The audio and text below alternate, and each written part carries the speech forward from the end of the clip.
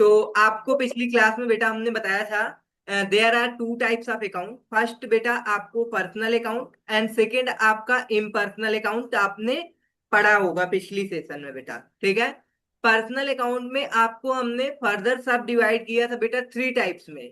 ठीक है, वो है आपका natural person, artificial person, representative and impersonal account को हमने फर्दर सब डिवाइड किया था बेटा real account and nominal account में। ओके बेटा, चलो। तो ये आपको टाइप्स ऑफ अकाउंट के बारे में समझ में आ गया होगा कि कितने प्रकार के अकाउंट्स होते हैं। ठीक बेटा, चलो ओके। तो कुछ हम लोग बात करते हैं बेटा, पहले क्या होता था, आपकी अकाउंटिंग जो होती थी वो आपके सिंगल एंट्री सिस्टम को फॉलो किया जाता है था, और अभी भी फॉलो करते हैं लोग। ठीक है, लेकिन आपके जो अगर बोले कि आपकी बुक्स ऑफ अकाउंट अच्छी प्रिपेयर जिसमें अंडरस्टैंडिंग लेवल अच्छा होता है, वो आपका डबल एंट्री सिस्टम होती है बेटा। क्या होती है? Double entry system. मतलब कहने का, अगर हम बात करते हैं बेटा, कोई भी एक ट्रांजेक्शन आपके बिजनेस का ले लेते हैं। जैसे कि मान लो बेटा आप क्या करते हो, कोई एसेट परचेज करते हो। क्या करते हो बेटा? कोई एसेट परचेज करते हो। तो इसका दो इफेक्ट पड़ता है। कितना बेटा? दो इफेक्ट। कोई भी ट्रांजेक्शन है बेटा, हर एक ट्रांजेक्शन का दो इफेक्ट पड़ता है। ठीक है बेटा, समझ में आया? तो अब समझो, जैसे कि आपने अपने बिजनेस में क्या परचेज किया बेटा, कोई एसेट परचेज किया, लाइक बेटा फर्नीचर आपने परचेज किया, तो फर्नीचर अकाउंट डेबिट हो जाएगा बेटा। टू, आपने अगर कैश में परचेज किया है तो कैश अकाउंट क्रेडिट हो जाएगा। अब देखो बेटा, ये जनरल एंट्री कैसे हुई, आपको अभी बिल्कुल ये समझना नहीं है, क्योंकि हमने आपको जनरल एंट्री नहीं सिखाया। ठीक है ना, केवल आपको ये समझना है बेटा कि डबल एंट्री सिस्टम क्या होता है। ठीक है ना, अगर आपने कोई एसेट परचेज किया, कोई भी ट्रांजेक्शन करोगे बेटा, तो उसमें क्या होगा, आपका दो इफेक्ट पड़ेगा। हमने ट्रांजेक्शन जब समझाया था तो बताया था। ठीक है, तो क्या होता है आपके बिजनेस में, समझो बेटा, आपके बिजनेस में क्या होगा। थोड़ा आराम आराम बताओ।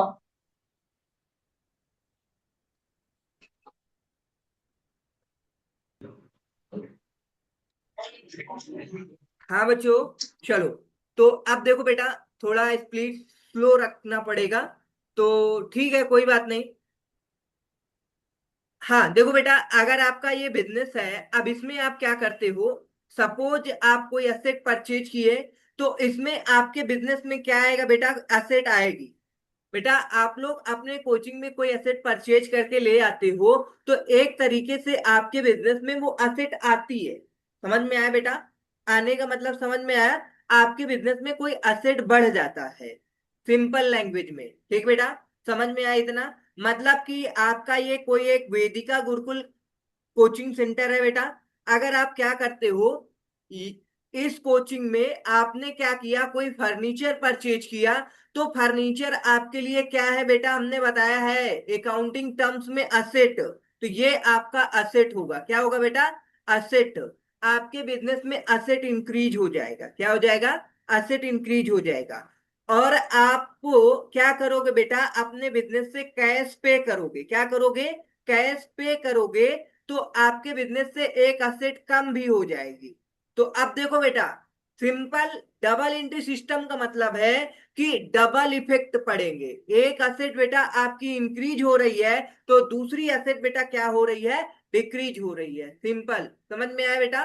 डबल एंट्री सिस्टम का मतलब है दो इफेक्ट पड़ेंगे बेटा जनरली आपके, अगर आपके कोई भी ट्रांजेक्शन होते हैं तो उसमें दो इफेक्ट पड़ता है। क्लियर है ना बेटा? ओके, क्लियर है। तो अब हम लोग अपने इसमें जाते हैं, भाई क्या लिखा हुआ है डबल एंट्री सिस्टम में, ये पढ़ते हैं। ठीक है, इरेज कर देते हैं। वही इंस्टीट्यूशन बन गया जहाँ पे दो मान लो आप क्रेडिट में है हमारे पास आ रहा है तो हम दे रहे हैं। मान लो खरीदेंगे सामान है तो हम देंगे टैक्स देंगे, लेकिन ये पे नहीं करेंगे। दो पहले सिंगल सिस्टम हुआ करता चलो बेटा, है। ये बेटा आपके डबल एंट्री सिस्टम, अब हम लोग बुक में देखते हैं क्या दिया हुआ है बेटा। कह रहा है double entry system of accounting is more than 5 years old. Okay बेटा, ये कितने साल पुराना है बेटा? 500 साल पुराना है ये सिस्टम। वो भी बेटा एक मैथमेटिशियन थे जिन्होंने इसकी खोज की है, ठीक है। उनका नाम है बेटा लूका पिशियोली, ठीक है बेटा। क्या नाम है? लूका पिशियोली, एन इटालियन, ठीक है बेटा, फ्रीयर एंड मैथमेटिशियन पब्लिक। मतलब देखो, ये देखो बेटा, क्या है ये? मैथमेटिशियंस है, ठीक है ना। ये क्या थे? मैथमेटिशियन थे, ठीक है। जिन्होंने क्या किया बेटा? पब्लिश्ड किया एक बुक जिसका नाम क्या है बेटा? क्या है? सुमा दे एरिथमेटिका, ठीक है। उसके बाद कह रहा है बेटा जियोमेट्रिया प्रोप्रेशनी ई। इसको याद करने की जरूरत नहीं बेटा, इतना अटपटा नाम है, जरूरत नहीं है। बस ये याद रखना है कि आपके जो एक मतलब डेबिट एंड क्रेडिट की खोज जिन्होंने की थी, उनका नाम था लूका पिशियोली। क्या नाम था बेटा? लूका पिशियोली। जिन्होंने डेबिट एंड क्रेडिट की खोज की है, ठीक है बेटा, उनका नाम क्या है? इसको याद रखना है, लूका पेशियोली। और ये थे बेटा मैथमेटिशियंस, बस इतना याद रखना है। ओके बेटा, बोलो, क्लियर है? जो ये लैटिन वर्ड है बेटा, लैटिन वर्ड का मतलब क्या है? Everything about arithmetic, geometry and proportion, ठीक है बेटा। लैटिन वर्ड में भी लिखा है और आपका सिंपल उसका मतलब भी बता दिया गया है, उन्होंने बताया, ठीक है। और फर्स्ट बुक जो उन्होंने बनाई है बेटा, डिस्क्राइब की है डबल एंट्री सिस्टम में, उसका नाम देखो इन्होंने बताया, double entry system of a book keeping has emerged in the process of evaluation of various accounting techniques. ठीक बेटा, बोलो बेटा। अब अगर इसको आप पढ़ोगे तो जो हमने आपको बताया वही सारी चीजें हैं। जैसे कि एग्जाम्पल इन्होंने लिया, ये देखो बेटा, एग्जाम्पल देखो क्या कह रहा है। एग्जाम्पल कह रहा है for example purchase of furniture either for cash will be reduced. मतलब आपके यहां से क्या होगा बेटा? कैश रिड्यूस होगा। आप कोई भी चीज परचेज करोगे तो क्या होगा? कैश रिड्यूस होगा। Our liability to be supplier will arise, new asset furniture acquired. मतलब असेट आपकी क्या हो जाएगी? इंक्रीज हो जाएगी, ठीक है। तो this has been made clear already the double entry system record both the aspect. मतलब ये बेटा दोनों एस्पेक्ट में रिकॉर्ड होता है, ठीक है, डेबिट में और क्रेडिट में भी। ओके बेटा, चलो। तो आई होप बेटा आपको ज्यादा फोकस नहीं करना है, बस मेन इंपॉर्टेंट पॉइंट आपके लिए क्या था कि जो आपकी डबल एंट्री सिस्टम है बेटा, इसमें दो एस्पेक्ट में इफेक्ट पड़ता है, ठीक है, एक डेबिट और एक क्रेडिट में। और इन इसकी खोज बेटा किन्होंने की थी? लूका पिशियोली। ये एक क्या थे बेटा? आपके मैथमेटिशियन थे। बस इतना याद रखना है, अगर आपके कभी कोई कॉम्पिटेटिव एग्जाम वगैरह में पूछा जाता है तो एज अ जीके पूछ लेता है, ठीक है बेटा। चलो, ये एग्जाम्पल जो इन्होंने एक्सप्लेन कर रखा है हमने पहले ही बता दिया बेटा। ओके, चलो। अब ये डबल एंट्री सिस्टम के कुछ एडवांटेज वगैरह बता रखे हैं, क्या एडवांटेज है। तो अभी आपको ये एडवांटेज वगैरह नहीं कुछ करना, केवल हमने आपको अभी क्या क्या बताया बेटा, देखो हमने टाइप्स ऑफ अकाउंट बताया, फिर आपको डबल एंट्री सिस्टम बता दिया। अब आपको क्या करना है? अकाउंट पढ़ना है, ठीक है बेटा। अकाउंट क्या होता है, अब इसके आपको एडवांटेज नहीं देखना, क्योंकि अभी आपने अकाउंट बिल्कुल नहीं पढ़ा तो आपको ये अंडरस्टैंड नहीं होगा बेटा, प्रॉपर तरीके से समझ नहीं आएगा, ठीक है। जब एक बार आप अकाउंटिंग को अच्छे से और पढ़ लोगे तो आपको धीरे धीरे सारी चीजें समझ आने लग जाएगी। जैसे ये देखो बेटा, ट्रायल बैलेंस आपको नहीं पता, आप बिल्कुल जीरो से पढ़ रहे हो, तो इसको पढ़ने की जरूरत अभी नहीं है बेटा, ठीक है।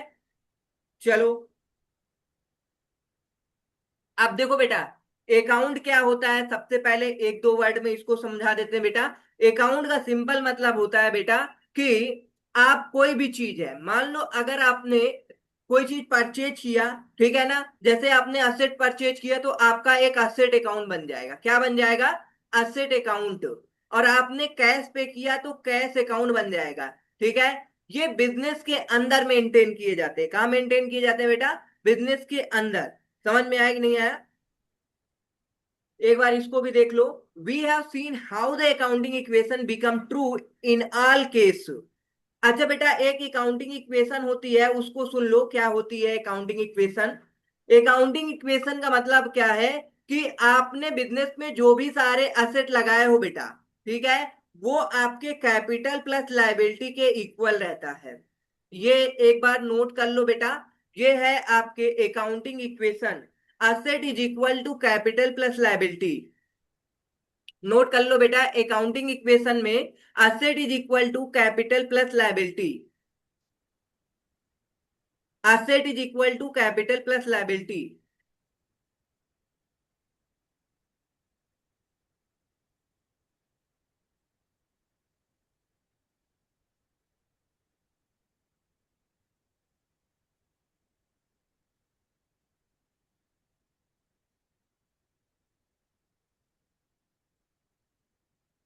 ये जो भी आपका लिखा हुआ बेटा, इतने डिटेल्स में आपको पढ़ने की भी जरूरत नहीं है, लेकिन आपको पीडीएफ मिल जाएगी इसकी, घर पे एक बार रीड जरूर करना, ठीक है बेटा।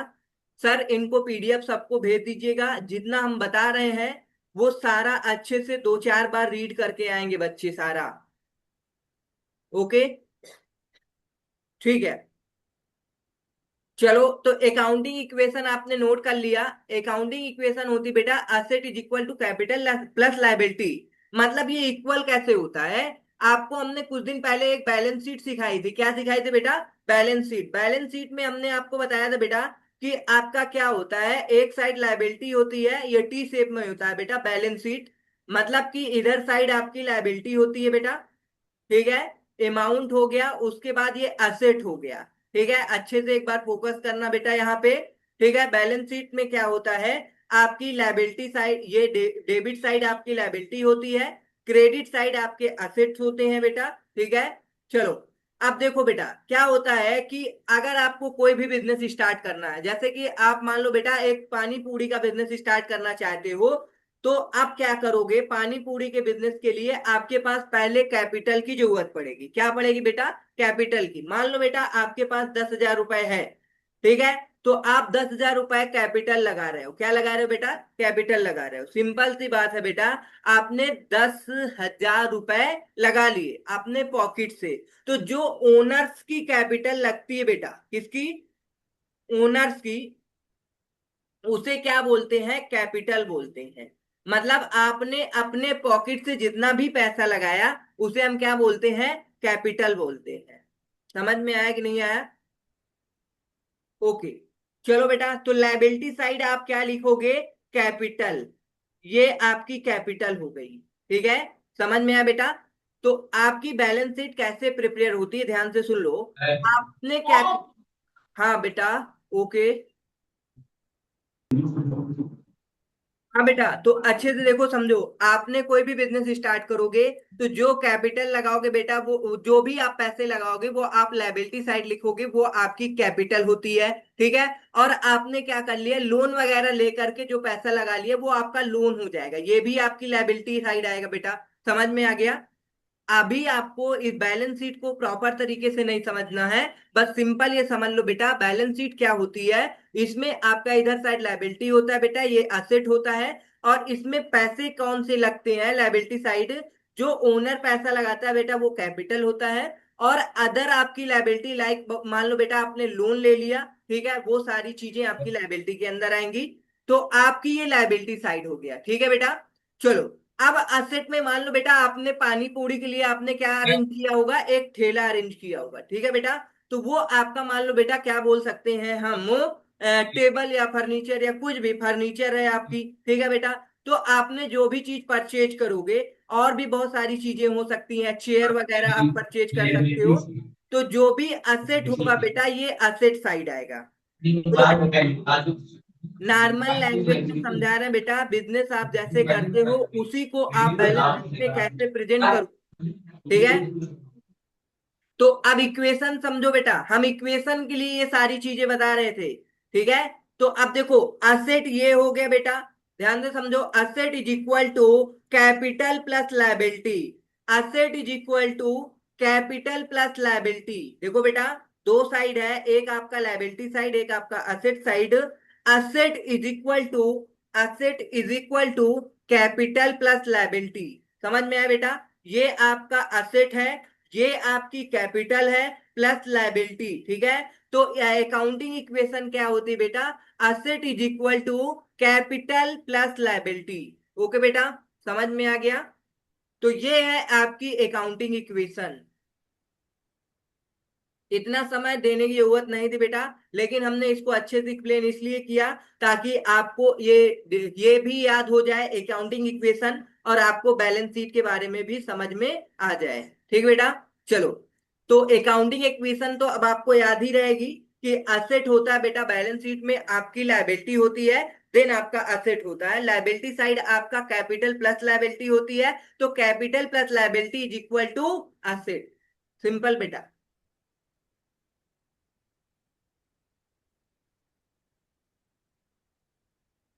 क्लियर है? ओके। अब ये है बेटा, सर। ये, हाँ डाउट है बेटा, ओके बोलो। सर ये बोल रहे हैं डेफिनेटली क्या है? Thank you. हाँ चलो बेटा, तो ये देखो कह रहा है वी कैन चेंज, क्या कह रहा है बेटा, we can change cash balance with every transaction. हर एक ट्रांजेक्शन से बेटा आपका कैश बैलेंस क्या होता है, या तो बेटा इंक्रीज होगा या तो डिक्रीज होगा। अगर आप क्या करते हो, कोई चीज परचेज करते हो, ठीक है, इससे आपका क्या होगा बेटा, कैश कम हो जाएगा। ठीक है। अगर आप सेल करोगे, इससे आपका कैश इंक्रीज हो जाएगा। बोलो, अगर आप सेल करोगे तो आपके यहाँ पैसा आएगा बेटा, इनकम आएगी। अगर आप परचेज करोगे तो आपके यहाँ से बेटा पैसा जाएगा, तो मतलब आपके यहाँ से कैश कम हो जाएगा। बोलो बेटा, समझ आया कि नहीं आया? ओके। कह रहा है but this will be cumbersome, instead it would be better if all the transactions that lead to an increase are recorded in one column are those reduce the cash balance। मतलब एक column में बेटा आपका cash कम होगा, reduce होगा, in other column then the net result can be ascertained. मतलब net result क्या आएगा, अभी हमने आपको बताया है, एक दो अकाउंटिंग इक्वेशन समझा करके, ठीक है बेटा। मतलब आपने कोई एसेट परचेज की तो आपके बिजनेस में 1 लाख की एसेट आई और कैश 1 लाख की कम हो गई, तो दोनों का इफेक्ट बेटा नील हो गया। तो वही कह रहा बेटा, if we add all increases to the opening balance of cash then the deduct the total of the decreases. मतलब आपका एक कैश अकाउंट बनेगा, क्या बनेगा बेटा, कैश अकाउंट बनेगा। कैसे बनता है आगे देखो दिखा रहे हैं बेटा। कैश अकाउंट में आपका क्या होता है, ये देखो बेटा, ये आपका कैश अकाउंट है बेटा, क्या है, कैश अकाउंट है। मतलब कैश में इधर साइड सारे के सारे रिसिप्ट होते हैं, क्या होते हैं बेटा, रिसिप्ट होते हैं, और इधर साइड आपके पेमेंट होते हैं। मतलब आप अगर क्या करते हो बेटा, सेल करोगे इधर आएगा, किसी से किसी भी पैसे का रिसीव करोगे तो इधर आएगा बेटा, और पेमेंट करोगे सैलरी रेंट इलेक्ट्रिसिटी जो भी इधर जाएगा। देखो बेटा ये सारे के सारे रिसिप्ट हैं, ठीक है, और ये सारे के सारे पेमेंट हैं। इससे आप क्या करोगे, इसको माइनस कर दोगे तो इतना बैलेंस बच जाएगा। बोलो समझ आया कि नहीं आया? क्लियर बेटा? हमने आपको बताया कोई भी ट्रांजेक्शन होगा उससे आपका कैश क्या होगा बेटा, इंक्रीज होगा और डिक्रीज होगा। कोई ट्रांजेक्शन से आपका कैश बढ़ेगा, कोई ट्रांजेक्शन से कम होगा। तो अब क्या होता है बेटा, समझो अच्छे से।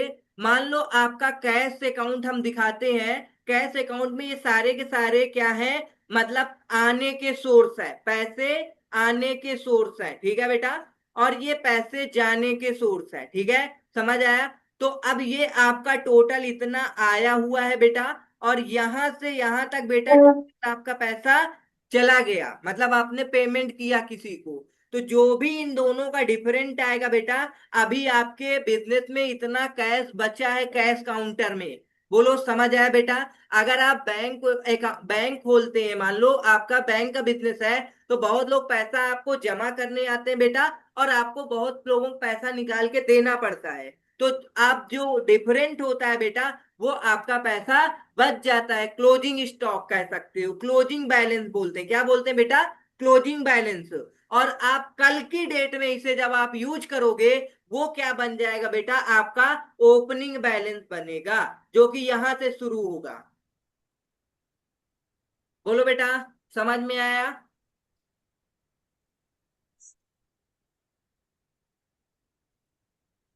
चाहे तो आप लोग कैश बुक नोट कर सकते हो।